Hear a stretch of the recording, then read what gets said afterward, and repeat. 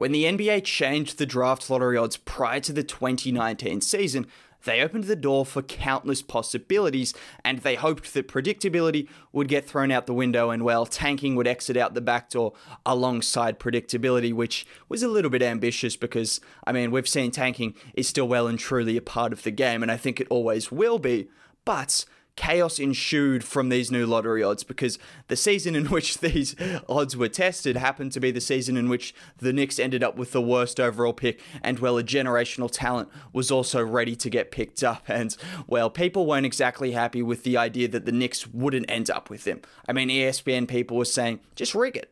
Just go ahead and rig it. Frozen envelope, yellow-colored ping pong ball, I don't care. Just rig the draft, get Zion to Madison Square Garden, and then you can worry about your lottery. So that's what people were saying, and, well, that's not exactly what happened, which is where the chaos ensued, because the Pelicans, who finished with twice as many wins as the Knicks and had half the odds of the Knicks of getting the first overall pick, well, they landed it. So they ended up with Zion, and the Knicks didn't even end up with the second overall pick. The Suns, or any of those top three teams with the best odds, didn't end up with the second overall pick.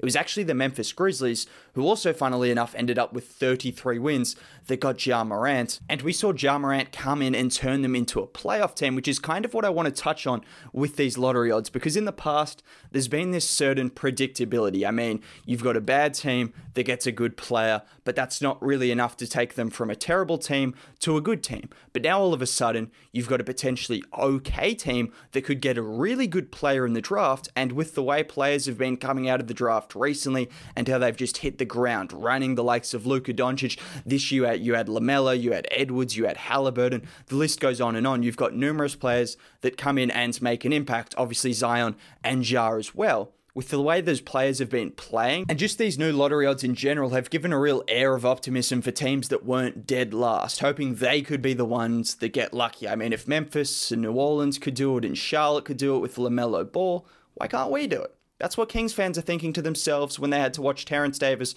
and Chimezie Metu win games for them when they had no reason to win games apart from just the hope that they could get a play-in spot. I'm sorry, Kings fans, but it's rough. It's rough that they won all those games and lost their lottery odds, but they could be the team that gets Cade Cunningham. They could be the team that jumps up the rankings and surprises everyone, and then all of a sudden you've got De'Aaron Fox, Halliburton. We're not getting into the whole Kings thing, but that's what we see with these new draft lottery odds. Those fans still have some level of hope, even though Kings fans probably don't have any hope in any facet of life anymore. I'm sorry, but that's probably the reality.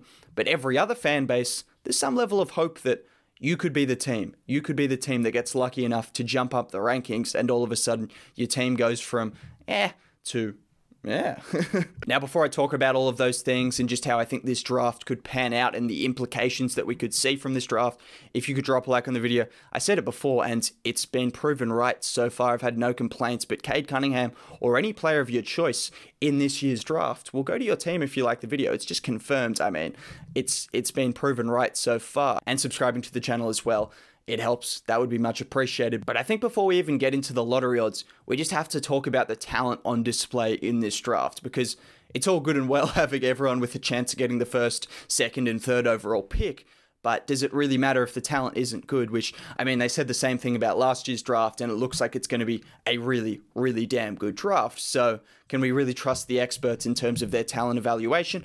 Maybe not exactly, and I'm not an expert at the draft by any means, so you can't trust me, but I'm going to try my best to give you the best players, because based off those experts, we've got potentially franchise-altering, potential franchise players with the likes of Cade Cunningham, Evan Mobley, Jalen Green, and Jalen Suggs as the most likely order in which the top 4 picks are selected, and Cade Cunningham is obviously the prize jewel by all accounts. I mean, when you've got him coming out and saying himself, he compares himself to Luka Doncic, pretty good comparison, and then Kevin O'Connor of The Ringer said he's a supersized Shai Gilgeous-Alexander and Ben Simmons with a jump shot.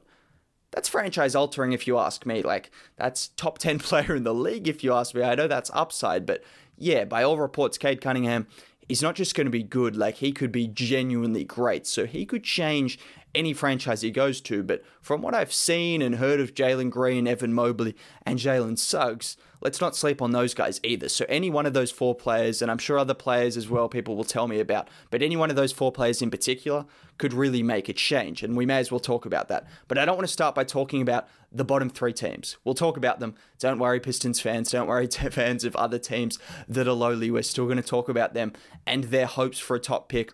But let's talk about some of the implications of a team with a trade in place, and that is the Minnesota Timberwolves and the Golden State Warriors. Potentially the biggest swing trade in this year's draft. You have the Timberwolves, who have a really exciting future now all of a sudden, with Edwards looking like a star next year. I think he will be one. I literally made a video on it just a couple of days ago if you want to check it out. Karl Anthony Towns is already a star. D'Angelo Russell has been an all-star in the past. They've got some talent already. They've already shown that they're building and they're looking competitive.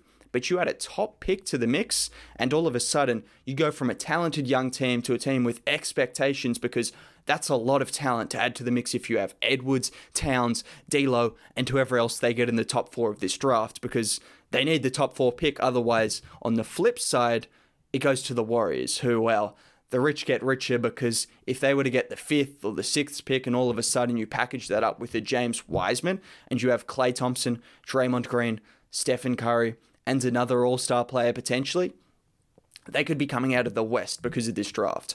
They could be coming out of the West. That's how good they could be. Or they could just turn him into a player that they like for the future, and all of a sudden, with Steph and Draymond and Klay aging, you've got Wiseman and you've got another top pick to potentially take you through that next decade. So there are huge implications when it comes to this trade and whoever gets this pick. And another team that I think has slipped under the radar when it comes to the lottery odds, but a team with the 7th best odds and over 30% chance at getting a top 4 pick, is the Toronto Raptors. And I don't know about you, but when a team is 1 year removed from having the 2nd best record in the NBA, 1 year removed from just falling short of the Eastern Conference Finals, and they have a chance to get a supposed generational talent or a franchise-altering talent at any of those top picks, and they're the Toronto Raptors, who have made the most out of literally nothing, 2nd-round picks, undrafted players, it doesn't matter, they've turned them all into stars. When it's that team, I think that's a pretty big deal. I think it's a pretty big deal if the Raptors were to get a top pick, because the way they've shown they can develop players, and with their young core already, their core that they have, it would be scary if they got a top pick. Genuinely, they would shoot up the rankings, and I think people would quickly remember, oh yeah, this is actually a really good team that just had an off year, that didn't play at home. There were a lot of factors that went wrong, but if they get a top pick, it's probably not ideal for the rest of the NBA. They'd be dangerous. Those are the 2 biggest swing picks, I think. In my opinion, the Raptors, the Warriors, they could really boost up the rankings, up the table, if they were to get a top pick. And Minnesota as well would look incredibly dangerous if they got a top pick alongside Edwards and Cat. But looking at the bottom 5 teams, yes, the cellar dwellers, the guys at the bottom, let's give us some respect. The Pistons, we're starting with the Pistons because I make the rules around here, and the Pistons are a team that we need to talk about as well.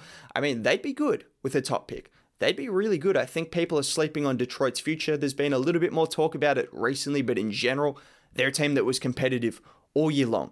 They lacked the closing. They lacked the finishing touch. They had a lot of new players, a lot of new faces. Jeremy Grant was asked to be the closer when he's not really that guy, I don't think. I think he's an elite role player, which is good. You need those guys. He could be a 3rd option, I think, on a championship level team, and a 2nd option on a playoff level team. But if you bring in a Cade Cunningham, who is said to be a closer, who has all of the traits of a closer, and you add him to the mix with Sadiq Bey, Killian Hayes, Isaiah Stewart, Sekou Doumbouya came along, there's a lot of talent on this Pistons roster. What I saw from this year's draft crop is you've got 3 guys who at the very least are going to be role players. Add Saban Lee to that mix. You've got 4 guys at the very least who are going to contribute and be winning players. Like Sadiq Bey is the prototypical winning player, 3-and-D wing that might have more upside as well, and I think has more upside. Killian Hayes as well, a great passer, already a good defender for a rookie, and I think he can shoot the ball as time goes on. He's a good free throw shooter. Time will tell, but he'll be a fine shooter, I think. Isaiah Stewart as well, high motor.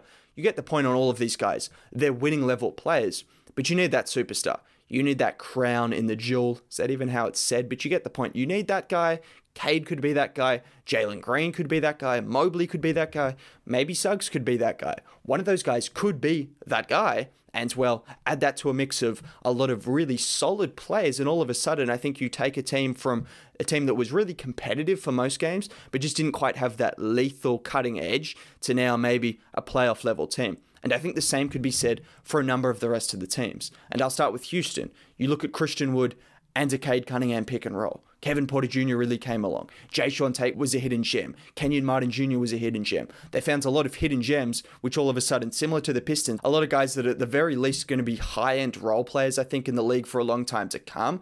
You get that real superstar level talent, and you add that to the mix, and they'll be competitive. This is a team that had a terrible record and were terrible for pretty much the entire season, apart from the first 15 games. But I think you add a player like Cade or Evan Mobley or any of those guys to this mix, and all of a sudden, they're very competitive again. I think they'd be competitive anyways, because I think this speaks into what I was saying about the NBA right now. There's a lot of teams, like all of these teams, you can't look at any of these teams and say, oh, they've got no talent, they've got no hope, they don't have depth, they don't have any of those things. They've all got talent, they've all got direction, they've all got hope, but you add a player like a Cade or a Green or any of these guys with this high-end talent and upside, and all of a sudden it goes from just hope and some kind of outline of the team to a genuine team building up. That's what I think with this draft, and we can speak about other teams as well. You look at the Orlando Magic, who I think are slipping under the radar. I think they're a team that have Markelle Fultz and Jonathan Isaac coming back. Isaac, if he gets back healthy, he's a legitimate star in the making. He's a two-way guy. Defensively, he's unbelievable. Got guys like Mo Bamba came along, Wendell Carter Jr., RJ Hampton's really solid, Cole Anthony. The list goes on and on. They've got some solid young players as well, and a couple of guys who I think could be stars in Fultz, particularly Isaac as well. And you add another guy to that mix, maybe a young trio of a Cade and Isaac and a Fultz with all of those other young guys that they have. And if they can get healthy, that's legitimately very promising. You look at the last couple of teams in OKC and Cleveland. I mean, OKC, Shea, Gilgeous-Alexander, and Cade Cunningham. Do I really need to say any more? They were competitive before Shea got injured. That backcourt, scary.